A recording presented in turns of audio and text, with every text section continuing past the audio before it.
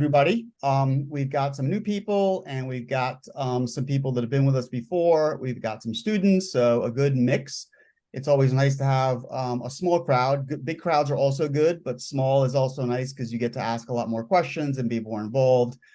So it's and here comes Alex. All good. So welcome to Passive Cash Flow for Life.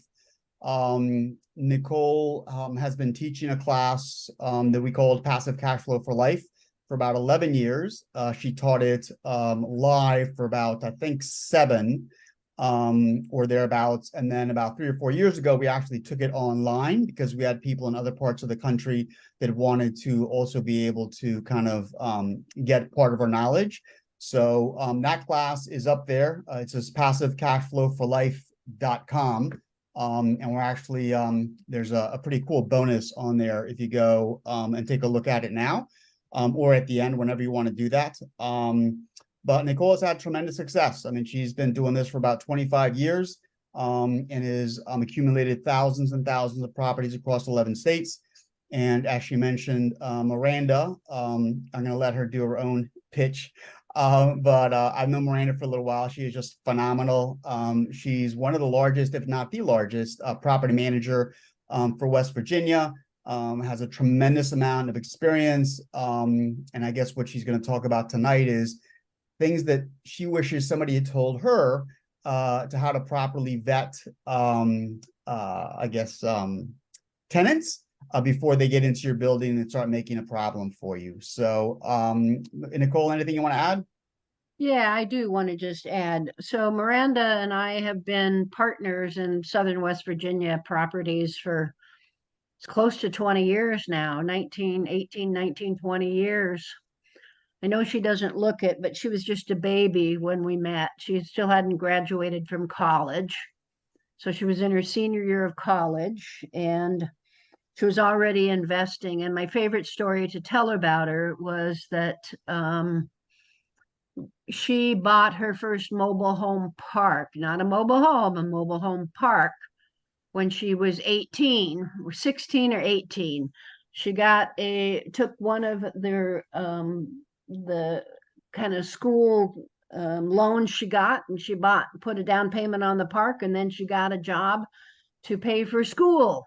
So she's been investing for a long time, and we met not too long after that, and she's become very successful in a lot of different ways. A big property management company, owns a lot of properties.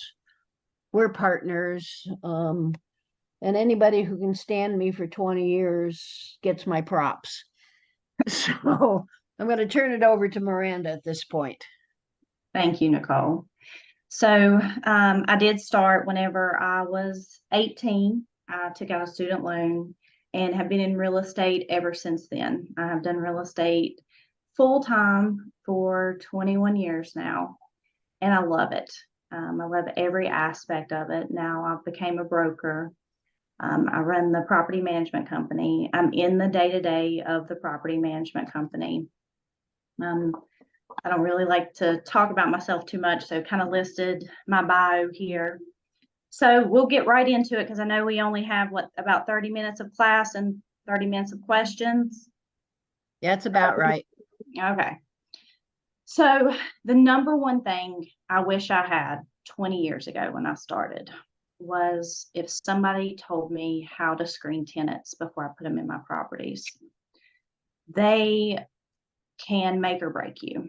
And the application process is the very first thing. I used to move people in when I was 18 and didn't know any better. If they had money, I took it, I moved them in. Over the years, I've taken classes. I've learned from Nicole and the classes that she's taught, real life experiences, other classes I've taken. Nicole has been my mentor along the whole way, and I would not be where I'm at today if it wasn't for her. So anytime she teaches a class or offers anything, I'm right there. I'm learning something new every day from her. So the application process, we have some important questions on the application process that we ask people to kind of trip them up and get them to tell on themselves. We start with how many adults are going to be living in the household. A lot of times they'll list their boyfriend or husband and try to get around that person filling out an application because they have a felony or they have an eviction on their record. So we start out first by one of the first questions asking that because they want to be honest. As the application goes on, they kind of start fibbing a little bit and lying on the application. So the important questions are always first. Then we ask, how did they hear about us? Because that's really important. We track that. We do not process the rental application without finding out how they found out about us, because we want to know what advertising is working and what we should spend our advertising dollars on. We also make them list their previous address and any address that they've had in the last 2 years so that we can see if they rented from somewhere. You're able to tell if it says lot number or apartment number. You automatically know when they have an address that's a rental address, and you've got to get to the bottom of that. And then we ask them, why are they moving? And you would not believe some of the answers that we get. Sometimes they say they hate their landlord, or they hate their neighbor, or anything. They come up with all kinds of excuses or reasons why they're moving. So we want to see part of the application process. Who are we dealing with? And have they lived in any other state? So when we do a background check, we do a national background check. And when we do that national background check, if it pops up other states and they say on here, yeah, we lived in South Carolina, we lived in North Carolina, then we know we have the right person. Because sometimes you don't even get date of birth or social security numbers, anything like that. We ask how many people are in the household, so we know how many adults and how many children, because we only allow 2 heartbeats per room is what we tell people. I just had a lady call me earlier today. She has 8 kids and 2 adults, and she wants a 2-bedroom. And there's no way we're going to allow that. So we're consistent, and we tell everybody 2 heartbeats per room. And then we also ask on the application, have you ever been served an eviction notice or asked to vacate a property for any reason? Because part of the application process is that they're being open and honest with us. So we can reject them if they lie to us on the rental application. We also ask, have you ever refused to pay rent for any reason? And if so, why? Have you been convicted of a felony? And then if so, what was the felony and how long ago was it? We typically do not rent to anybody with felony convictions in the last 7 years. We don't rent to any sex offenders. And that's basically what we're looking for as far as a background. And that seems to work, and it seems to weed out the bad prospects. We do allow pets at our property, and we allow up to 2 pets, and we charge a $300 one-time pet fee. And some people also charge a monthly pet rent. So you can do it however is easier for you. With us, we've got a little over 600 rental properties, so it's really hard to stay on top of a monthly pet rent. So at one point we were charging the $300 pet fee, which is a fee, meaning it is non-refundable. It's not a security deposit. It's not a pet fee. It is never refunded. So that's straight income that you're going to get. And then you do semi-annual inspections to make sure that they're taking care of their pet and the pet's not damaging the property. If so, of course, you're going to make the pet and them move if they refuse to get rid of the pet. You also ask them if they have all the funds they need at move-in. So at some of our properties, moderate to low income housing, we'll let them make their security deposit in 2 payments. We'll do half down at move-in and the other half in 30 days. But we ask them on the application if they have all the funds, and most of the time they say yes, because their mom or dad or somebody, a relative, is going to give them that money, or they're going to find a way to come up with a full security deposit and the full first month's rent. And then we ask them, this is kind of one of the trick questions. We say, can you get someone to co-sign? I'll go into that a little bit more in the presentation, but can you get somebody to co-sign? If they say yes, we're going to take a co-signer. we're going to get somebody that has a good income, a W-2 job to co-sign. So if they don't pay the rent or they damage the property, we're going to go after that co-signer too. And another slick thing that we came up with was bringing your own appliances. We asked them if they can bring their own appliances. We supply the stove and refrigerator. That's it. We don't supply dishwashers. We don't supply washers and dryers. But we do supply stoves and refrigerators. But if they tell us yes on the application that they're bringing their own, then we remove those appliances from the property and let them bring their own appliances in. So online rental exchange is who that we use to run our national credit and our national criminal searches. So right now for us, because we've been with them for so long, they only charge us $5.50 for the national credit, and that's all 3 credit bureaus. And they only charge us $10 for the national criminal. So it's $15.50 per applicant to get everything nationally for the whole United States. And they're thorough, and it's an instant check. So you're not waiting days for someone to get back to you. You fill in their information and it automatically comes back to you. And it says if it's denied or approved. And it also has an adverse letter that you can send out to the applicant telling them why you're rejecting their application, if you choose to reject it. I don't reject people based on their credit score. I look at 2 things. I'm in a smaller town, so this will be a little bit different if you're in a bigger town and you have more people coming in. I look to see if they owe any previous landlords, and I look to see if they owe any previous utility bills. If they owe landlords or utility bills, they're not going to pay me, and they can't get their utilities on. So those 2 things, I used to go by credit score, and I lost out on a lot of good applicants because of that. So I'm looking at the bones of the credit check and making sure that I'm getting the right person in for that. So credit score, if that's what you're going by and you say if it's 600 or less, I'm not going to rent to you, you might want to rethink that, because we've gotten some really, really good applicants based on those 2 criteria. Then we trip them up again and we ask for 4 emergency contacts. So each adult has to give us 4 emergency contacts. And in those emergency contacts, we're looking to see if it has their same phone number or a phone number close to them, because we're going to make sure that they really gave us real landlord verifications, that their current landlord and their previous landlord is not someone they put as their emergency contact. And you would not believe how many times they do that.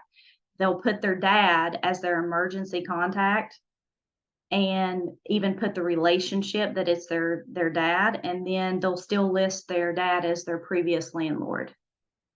So we really pay attention, see if it has the same last name, what the relationship of that emergency contact, and if that phone number is the same number or close to the same number that they've put down for their landlord. Then we'll call the previous and current landlords, and if they don't answer, we text them. A lot of people these days, as you know, respond to texting a lot better and faster than they do phone calls or voicemail. So we have a little script that we copy and paste and we text to them, asking for a landlord verification. If they don't answer, and they usually get right back to us.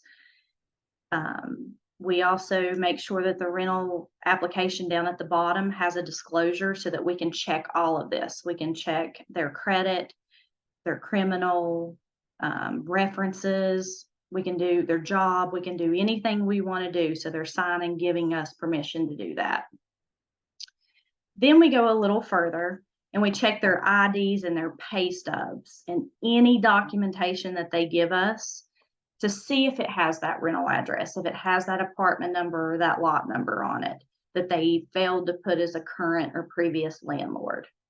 So we've been able to catch a good bit of people that way too, where they have apartment number on their ID, and we'll call and say, you know, we we're processing your application. We ran across an old address of yours. Can you give us a little bit more information about this address? And the only place we found it was on their ID. Then we call the employers. So on the application, there's a spot for them to put their employment information and the contact information of their employers. So sometimes they will put the cell phone number of their friend or a family member and act like that's their employer. And they'll use screenshots of pay stubs and edit the pay stub and put a name on it. People are really slick these days. It didn't happen when I first started, but the last 5 years, they've gotten really smart. So they'll make pay stubs up. So we actually just go on and we Google that phone number for the employer, and we call the employer and verify that, yes, they are currently employed there. And there's times that we call and they'll say, no, they haven't worked here for 2 weeks, or they got their check and we haven't seen or heard from them. So on top of actually getting the pay stubs or bank statements. So if somebody can't produce a pay stub for whatever reason it might be, we ask for the last 3 months pay stub or last 3 months bank statements instead of pay stubs. And we make sure it has their name on it, and we go through their bank statement and look at all their deposits and compare that and make sure that they actually have income coming in. So you definitely don't want to rent somebody that just lost their job or quit their job. We have a database called Rent Manager. I cannot brag enough about Rent Manager. I have used other programs over the years, and I wish I would have had Rent Manager from day one. It records every one of the phone calls in and out of the office, every text message in and out of the office. It goes straight to the resident screen. So if they text us, it goes into their notes and history. And when we go to court, or if anything happens, we're able to just pull it up. We're able to pull up that recorded phone call, and we're able to show the text message and the transactions back and forth in court or whatever we need it for. So I do recommend Rent Manager. I wish that was something that I had from day one. I've used it for about 8 or 9 years now. So the cosigner, we talked about that in the beginning. The cosigner is important because that is going to be a parent or a relative that we have cosign on an application if they don't have rental references. Now, there's something I learned at a Rent Manager conference, as a matter of fact, a non-qualifying fee. I've made a good bit of money over the years on non-qualifying fees. So if someone has never rented before, and they have to have a cosigner, and they cannot get a cosigner, but they have people willing to cosign for them, but they're on Social Security or retirement benefits or something like that, and we just can't accept them as a cosigner, then we'll make them pay a non-qualifying fee. Again, the word fee, not deposit, it's non-refundable, and it is the same as the monthly rent. So if we're renting something for $1,000 a month, we charge them $1,000 non-qualifying fee, $1,000 first month's rent, and $1,000 security deposit. So we just made an extra $1,000 on that property. And it's a fee. They sign an agreement saying it, they know it's non-refundable, and people love doing that and are thrilled that that's even an option when they don't have a rental reference and they have someone willing to cosign, but we don't accept that cosigner. We only accept cosigners, and I learned this, that have W-2 jobs, because I can't garnish their wages if they don't have W-2 jobs. So you definitely want to get somebody with a W-2 job that's getting paid, that you can go to the courthouse and pay $20 and garnish their wages. Let's see. So then this is important. The last, what has it been, Nicole? A year and a half that I've been using virtual assistants. Yeah, it's been that. I'm learning from you on VAs, so way to go. So she's my mentor for VAs, her and Charles. Well, I've heard about it over the years, and I thought there's no way this is going to work. But a VA put this presentation together for me. I literally just looked at it 30 minutes before this call. When my VA did the presentation, did all the slides for me, they even processed my rental applications. So right now I have 3 VAs. One's $4 an hour, one's $5 an hour, and the other one's $8.50, but she's an accountant. So the $4 and $5 an hour VAs process all my rental applications and do a lot of the work for me. So they have a checklist, and they literally go down the checklist and they do everything for that rental application. Everything that we just talked about, they check the IDs, they check the pay stubs, they call the employer, they run the criminal and credit checks. They do all of that for me so that I don't have to do any of that other than take 5 minutes, look at the application, and agree to approve it. So whatever you're doing right now, I'm sure there's something that a VA can help you with. And they are very loyal. I know this isn't about VAs, but I heard it over and over and over again, and I was scared to take the leap. And that's one thing I wish I would have done too, is really just start with a VA, because they can help you with a lot of this stuff. I think that's all I got on my slides there. And then that's got my contact information. So pretty much just kind of went through the application, what I'm asking, why I'm asking it, and what I'm doing with the information. So it might be a little bit too detailed for some of the stuff. I'm not for sure what everyone's doing that's on the call. Can I elaborate on anything or any questions?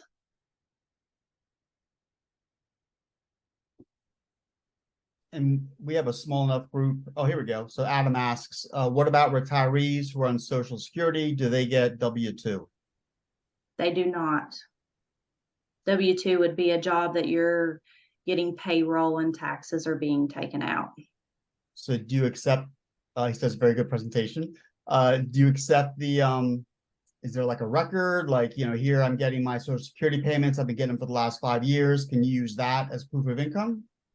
I can. So I try to be lenient and work with people as long as it's legitimate. I try not to make them go out of their way. I will take the last 3 months bank statements to prove that you've got consecutive income. So let's say you get Social Security and you can't find your Social Security letter that they sent you at the beginning of the year. Then you can give me your last 3 months pay stubs, and that's enough proof of income. Because the Social Security Board's not going to tell us anything. We're not going to be able to call them and get proof. So the last 3 months of bank statements showing their Social Security check has been deposited. Right. Okay, great. It's got to be the last 3 months though, so that I know that it's consecutive and it's current. Okay, fantastic. And then Monty asks, what is the best way to locate and identify a good property management company? Google. Go to Google, look at reviews. Not only reviews from residents, but reviews from other people that they're managing for. Landlording is hard because you have to evict people when they don't pay, and then you got family members that get on Google. So, but you can read through the reviews and kind of decipher what's legit and what's not. But on Google or the groups like this, people may know other people in that area, and you can ask around. It's kind of a small community, actually, of property management companies. And a lot of them are at the Rent Manager Conference. And no, I do not work for them or make any money, but they're great. You run into a lot of those people at the annual Rent Manager Conference.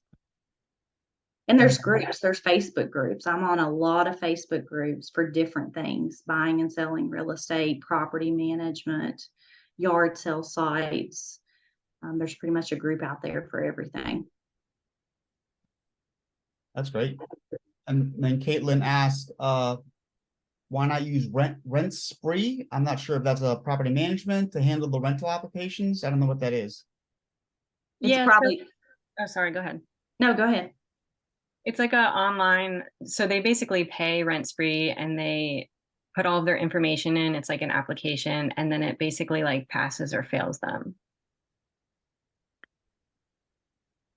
I don't know that I would do that because they're not going to ask those questions that I just had mentioned. And then it's a pass or fail, kind of like the credit checks are denied or approved. And you're not really looking at the real reason you're running those credit checks for those people. If it's somebody that has student loans and they're 10 years old, that doesn't matter to me. If their landlords are current and their utilities are current, they're more than likely going to pay the rent.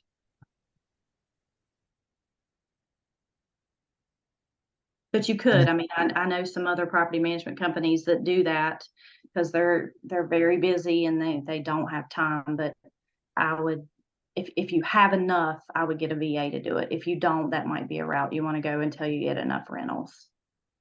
Do you charge the applicant the application fee, or because it's $15, you pay that? I charge them a fee. It's only $20 application fee. So I get a lot of rental applications because the application fee is so low, but I also get to pick through those applications and I get good applicants. That's great. Okay. And then Charlene, I don't know if you want to get off mute. All you have here is question on the VA assistant wage. Yeah, the wage, she said, was 4, 5, and 8 per hour. So these are folks that are working part-time or they have another job as well. That just sounded a little low. It does, and it seems like it's too good to be true, and it's not. It's really not. The ones that I use are in the Philippines.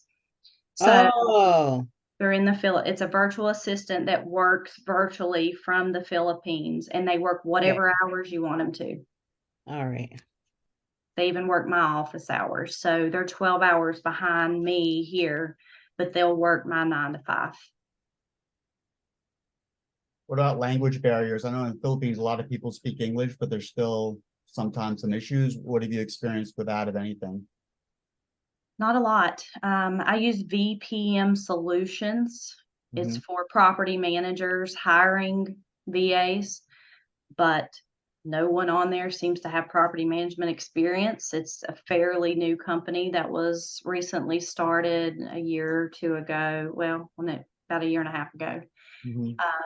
But VPM Solutions, and you just put in exactly what you're looking for, and almost instantly you get applications right away, and you can pick and choose, and it asks if you want them to be fluent in English and exactly what you're looking for, and you'll be overloaded with applications. And there's no fee. They don't charge you to Mhm. hire anybody. They charge the VA. They charge them 10% of what you pay them for their fee for putting the two of you guys together. And then did you select a separate VA for each kind of bucket of what you needed done? Or did you find one person kind of as like the project manager, whether I can't remember the gentleman's name that runs it, but is there somebody that says, okay, these are the 4 things you want done and we'll farm it out to these 3 VAs, or you found individual VAs based on your buckets? Well, based on what I needed, I've hired VAs full time. They work 40 to 50 hours a week, and I was hiring based on what I needed. So I have one VA that's the $8.50 an hour. She's accounting, Mhm. and she has her accounting degree, and she does everything accounting wise. And then I have one that's an assistant that does all my one-off things like this slideshow presentation. So, and then the other one does all my reporting, balancing all my checkbook ledgers and all my reports. Wow, very cool. Yeah, I've got a call out to him, so I'm waiting to hear back. So that's awesome. Good, good. I'm glad you're doing that. But yes, you can hire one off. What is that website? A lot of people use it. Well, there's Is it Upwork Fiverr? and Fiverr and Yeah. Philippines dot something. Yeah, there's a bunch of them out there. So, but I'm glad you referred this one because obviously you've had good experience with them. So we're definitely Yes. going to reach out to them because we need more help. So, and then Lena asks, I'm guessing this is the rent manager annual meeting. Lena, is that what you're asking about? Yes. The one that you had mentioned earlier about like an annual, I think you said it was the annual rent manager conference. Yes, and I'm going. It's next month in Dallas, Texas. They go from East Coast to West Coast every year. You do not have to be, you don't have to be using Rent Manager to go. It's like $800-900. You will make your money back immediately. I've learned a lot of tips and tricks there, and they don't just teach on Rent Manager. So they break out into sessions. Just Google Rent Manager Annual Conference, and it'll show you all the different sessions. So if you want to go up there and just do nothing but classes on property management, you can go do that, and nothing about Rent Manager. So I kind of split mine up half and half, but I've never missed a year since I've had Rent Manager. Okay, great. Thank you so much. You're welcome. I hope I see you there. Well, next month might be a little too soon, but Not too late. maybe It's next well year. worth it. Thank you. Anybody So, else? Yeah, I have a question. This is Nicole. So if you have somebody, I'm hearkening back to, if you have somebody who's moving and they're moving to a new job, but they don't have a job or a W-2 now because they're coming into your area and looking for a place to live, how would you handle that with no current job, or they're just starting a job, et cetera? Good question. So most of the people that are coming into the area and finding a place to live have a job lined up, or they're transferring. So at that point, we don't need pay stubs. We need a letter from their employer on company letterhead with their name, how much they're making per hour, and how many hours a week. And they sign it and they text a picture, email it, or fax it into us. If they don't have a job lined up, then we require first month's rent, second month's rent, so 3 months worth of rent and security deposit, all paid in full, because within 3 months they should be able to find them a place to be employed here. If not, I'm going to get them working for me.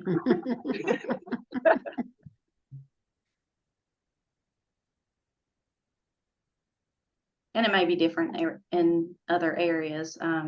It's kind of a shortage of jobs here, good paying jobs here right now. But There's you also still- a shortage of people who want to work. Yes, that is the truth.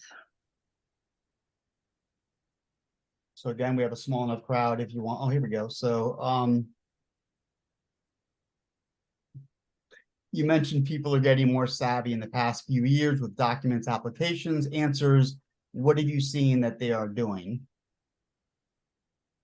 It's a different clientele out there. It's the new generation that's coming up. They are not as honest. Not everybody. I want to group everybody in that category, but I've noticed more applications are getting rejected because of honesty.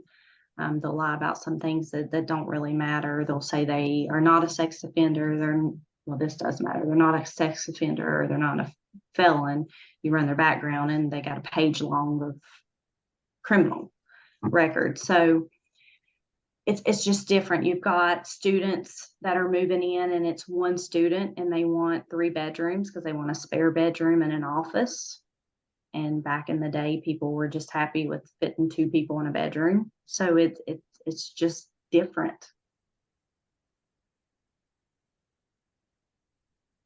I don't know, I don't know the answer to this, but Asiat is asking, is it true that the max deposit in Maryland is 2 months rent? I don't know. I don't have any property in Maryland. Nicole, do you know? You can do first, last, and security. So that's in fact, kind of 2 months plus a security deposit.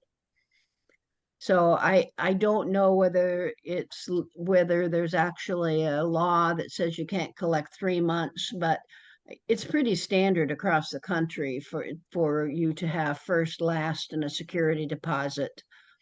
And where Miranda is generally first month and a security deposit, and then occasionally it's the last month or another month if there's kind of some questions. So I don't know the law about that, but we've never charged 3 months rent. It's first, last, and security. Well, there's always ways around it. So depending on what your state and your county requires, make up something, make up a fee.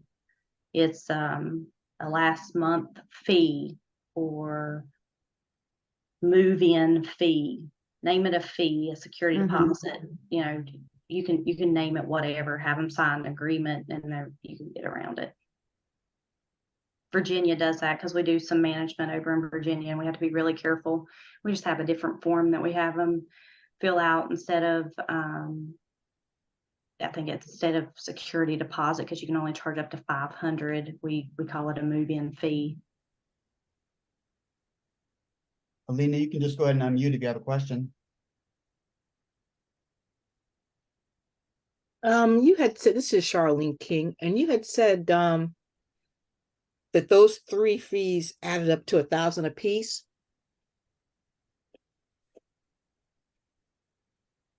What fees were we talking about? You said first, last, and security, and it sounded like you were saying $1,000 for each. Or you just give an example? I was just doing an example. Okay. So what we do is our security deposit is the same as our rent. So if we have something for $1,000 a month rent, then it's $1,000 a month rent. It's $1,000 security deposit. And if they're paying a non-qualifying fee, the non-qualifying fee is the same as the rent. So that would be another $1,000. So we get $3,000 from them at move-in.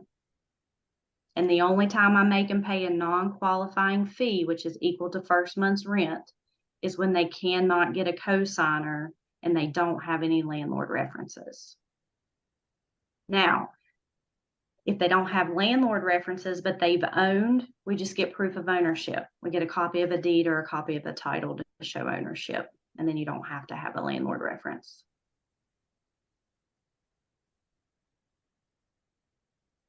Thank you. You're welcome. So somebody just answered that question, James. Can you read it about Maryland? Yeah, so a landlord cannot charge more than 2 months rent for security in Maryland. Who's saying Security that? deposit. Caitlin's saying that. So Caitlin, does that mean that you can charge first month rent, last month rent, and you're maxed out at 2 months worth of rent as a security deposit? Or what can you explain that a little bit better? So if a landlord charges more than 2 months rent, the tenant can actually sue for, I believe, 3 times that amount plus attorney's fees. But you can do like first month, last month, and like as security, and then charge first month as move-in, if that makes sense. So 2 months technically as security, but then you could charge first months when they move in.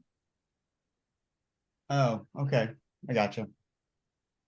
So I'm not you very- got to word it differently, I guess, or assign it differently. Yeah.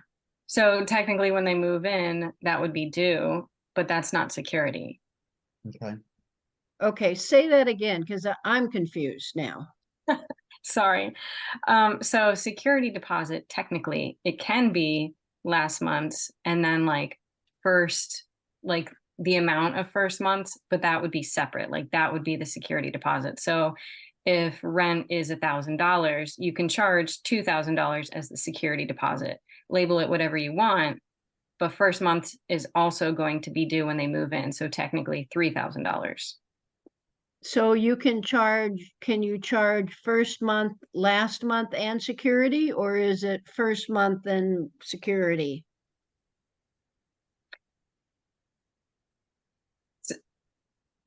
I'm sorry, I'm confused what you're saying. Okay. So are you saying you can't charge first month and last month plus a security? You can only charge first month plus 2 months of security deposit? Yeah, I mean it's basically just reworded, but Okay. All right. That's what I was sort of trying to figure out there. So as long as you don't exceed 2 months rent for the security deposit, when you label it a security deposit, you're safe. You cannot get sued. yes. So like if there's like that non-qualifying fee that you guys were talking about, that would be different. Okay. All right. Great. Good Or a information. move-in fee, you could label it a move-in fee or an admin fee or anything like that if you wanted to charge more. Mhm. Awesome. Okay. I have a question, but I'm going to wait for everybody else. What other questions does anybody have? Feel free to unmute or type in, whatever you want to do. I had a question about the documentation that the tenants would be submitting, with you stating that people are getting more smarter and savvy with technology these days and pay stubs and just bank statements. Do you recommend using any sort of software that would be able to detect any sort of editing or like manipulation of these documents? Because depending on how you're collecting it and I guess reviewing it, if to the naked eye, a lot of people would think, it looks pretty good. But do you have any websites or software that would be able to, scan it or run through it and kind of know? I don't. They mostly send those to us in PDFs. They'll take a picture, text, email, or fax, or drop off. And that's why we call to verify. We call that employer to make sure that they're actually employed there by Googling the number and making sure we're getting the right employment verification. Okay, thank you. So there's a question here is, do you trust the current landlord when you're getting landlord references? Because they just may want to get rid of the tenant. Yes, and that happens sometimes. So we try to trip them up with questions. We don't just go by saying, did they pay their rent on time? If they want to get rid of them, of course, they're going to say yes. So where we've done it for so long and it's a small town and everybody knows everybody here, I've got a leg up, I guess you could say, on that. Pretty much we know who's landlords and who's honest about it. But we'll ask questions like, what was their rental address? How many times did they pay late? If you're saying they don't pay on time, how many times did they pay you late? And we ask questions like, what utilities were included? How many inspections did you ever do? If they say that they messed up the property and damages, well, how many inspections did you do? Do you have pictures? Are you able to send us pictures? Could you text them to my cell phone real quick?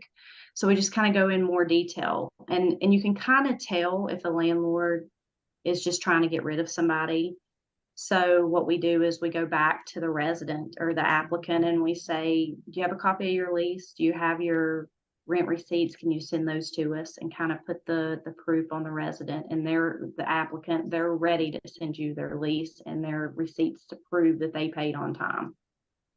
One of the other things we've done a lot is to, in other places, is to check with two landlords. So the current landlord may not tell you the truth, but most of the time the previous landlord will. Now, if somebody's lived someplace for a long time, that may not work, but checking back two landlords gets rid of a lot of that problem. The next question there, and this is, I would actually checking about, do you do some of the same checks for Airbnb and vacation rentals? And actually, Miranda has Airbnb and vacation rentals, so she can also speak to that. I do. I've got about 30 Airbnb rentals right now, and I get most of my I get traveling nurses and traveling medical profession clientele who I'm getting, and it's all through Airbnb, and they do everything. I like Airbnb better than VRBO. I get better people there, and customer service isn't as great as far as the host, but you can't do checks for people that are going through Airbnb. Now, if they come and rent directly through us, we have them fill out the application and go through the same process. But our minimum stay is 2 weeks, so we're not going to waste a lot of time doing all those checks for someone for 2 weeks. But we make them have a credit card on file, a debit or credit card on file. So if there's damages or anything like that, we can charge it. I'm sorry, did you say that you don't use the same system for those rentals, like Airbnb / the vacation rentals, and you let the website or the platform take care of all that, such as Airbnb or Vrbo? I know you said Vrbo, you don't prefer it, but or you don't prefer it over Airbnb, but you don't use the same system for those rentals, correct? I don't, because they direct book through Airbnb and they do their own checks. Okay. And I've had a lot of luck with Airbnb. A lot of luck with Airbnb. And that's something else on the application. I make every adult put a debit or credit card on file. And when they sign their lease, it says in their lease if they leave owing a balance, so we can debit that card or bank account for their balance owed. And they all come up with debit and credit cards and bank account information.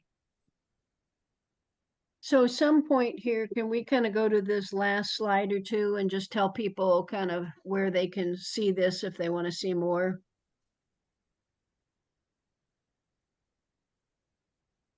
Do you want to take this, James, or do you want me to? It's okay, I can do it. It's no big deal. Okay. So, a couple of things for you. So, if for the people that are on tonight for Teaching Tuesday, we've been offering the online class for a little while now. The price has gone up. We are doing a once a year, and maybe the last one, we'll see, live class in the Baltimore area. So what we've decided to do is if you send me your email address and tell me that you're interested, the class by itself is usually $2,000. The live class, so that's the online class, is $2,000. The live class or the boot camp is usually $3,000. And we're basically doing everything for the people on this call for $1,500. But you have to email me directly because obviously we don't want to send this link out to everybody. But it's limited seating. You know, we've already got a ballroom here in the Baltimore metro area. We've already got a size. We have a limited amount of seats. And it's going to be at the first part of November for the live part. Now, obviously, if you just want to get a discount on the online class, you know, as opposed to $2,000, you can just pay $1,500 for it, even if you don't come to the live class. But if you are in the area, we strongly encourage you to do the live class as well, just because it'll advance you into the program that much faster. So again, my email is james@passivecashflowforlife.com. And just email me directly. And then I'm also going to put this in the chat because I've got like 4 screens open here and I can't really see the YouTube channel. So I'll go ahead and put that in there as well. But we record all of these and then we put them actually on our YouTube channel. And we actually have a playlist just for Teaching Tuesdays. And we do these every Tuesday. And we have a different topic every Tuesday. And just as Miranda did right now, you know, we talk for 15, 20, 25, 30 minutes, and then we have 30 minutes of questions and answers.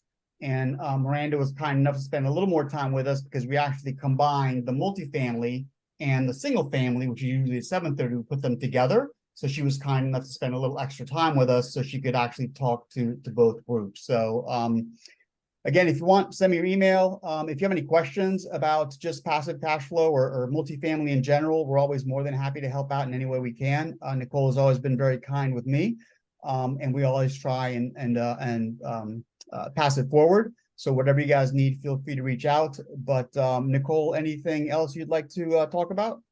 Nope, I don't think so. I like the idea of the kind of, if you are interested in trying to get a jump start on multifamily investing, this 4-day class should get you 80% of the way there. And then the online class has extra information. And I think we have time to go back to Miranda. I just didn't want us to run out of time and wanted to respect your time. So we're open for questions again for Miranda, and we can go back to her contact page, if you will. You want to back up, Miranda, or there you go. All right. And other questions for Miranda? Hey Miranda, I didn't really have a question, but I just wanted to thank you too for being here as well and helping our folks out with the residential. And it's great to see you. People should definitely get to know you. We got to meet her a couple years ago, right around COVID, but definitely an inspiring story to buy a mobile home park, not a, I had to do a double take when she said that, a mobile home park at the age of 18. So definitely a good resource here, and everybody should take advantage of that and get her contact information. And I want to thank you for being here. Thank you, Jane. Yeah, it made all of us feel like kind of slow starters. Right? Jeez. And if you do want to get started and continue on, invest in yourself, everybody. Go to the class. Nicole and James is a wealth of information. And if you're serious about this and you want to get a leg up on everybody else and get yourself going and make a lot of money, a small commitment, invest in yourself. It's dirt cheap. We've been to a lot of programs and even online classes that we've paid a lot more and got a lot less content. It's huge. They're offering a great price for a wealth of information. Now we're actually coming up in cold weather for that, so And that's a big thing for them. I gotta buy pants. I know, I know.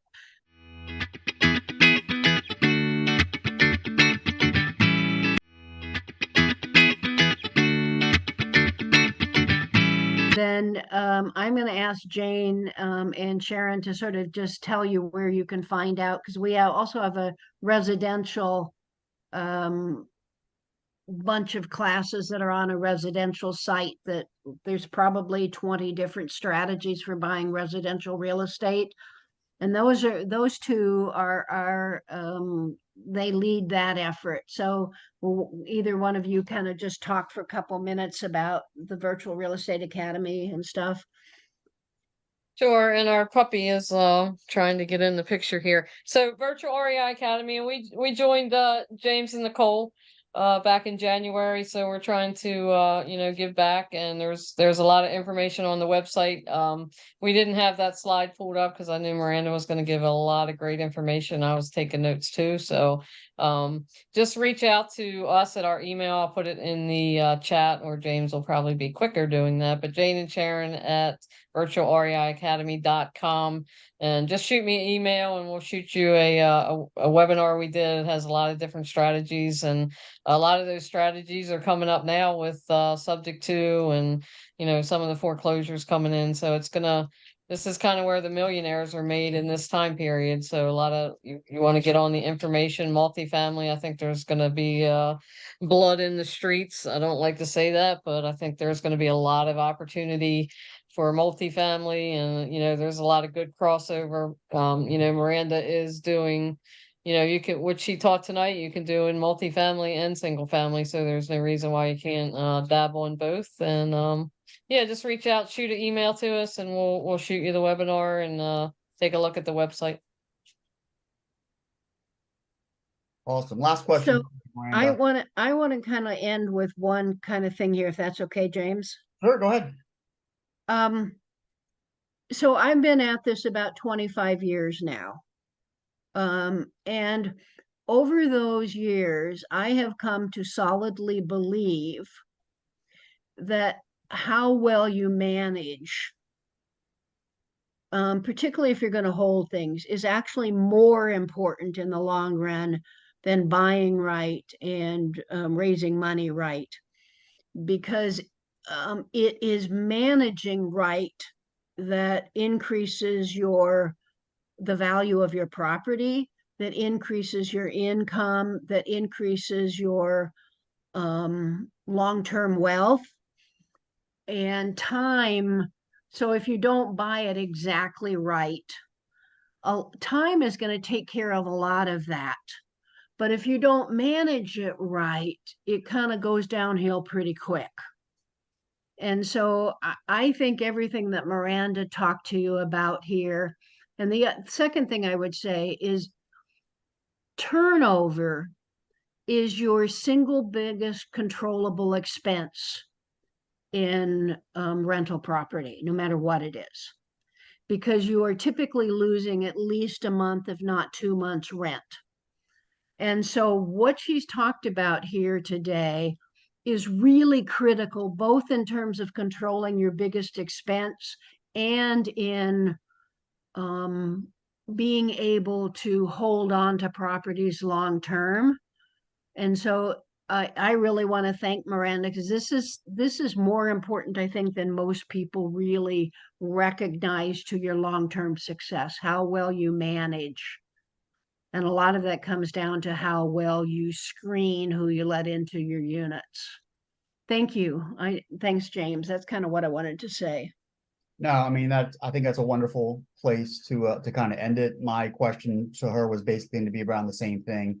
You know, if you had an empty thing, would you just slip somebody in there, or would you wait and leave it empty just till you found the right person to kind of make sure you don't get a lot of those back end problems? So I suspect, based on what you're saying and what she said, is that you'd rather wait and find the right person than just stick somebody in there that's, you know, got a credit card or something like that. So Miranda, I'm gonna let Miranda answer that. yeah, Miranda. Absolutely. I would much rather have a vacant property than to put somebody in there that's gonna damage it and take me months to get them out. And I'm sure you're saying that from experience, right? Yes, I used to take everybody that came along when I was a teenager. It's too funny. So any last words, Miranda? No, thank you for having me, and your class is amazing. You guys need to jump on board, and I've learned so much from Nicole, and it's a wealth of knowledge that she's given and you're given. It's unbelievable. Well, I appreciate, I can't tell you how much I value you as a partner. I mean, it's just been, it's been a 19 or 20-year wonderful ride. Same here. All right. All right. Thank you, everybody. Have a great night. Thanks. Bye. Bye-bye.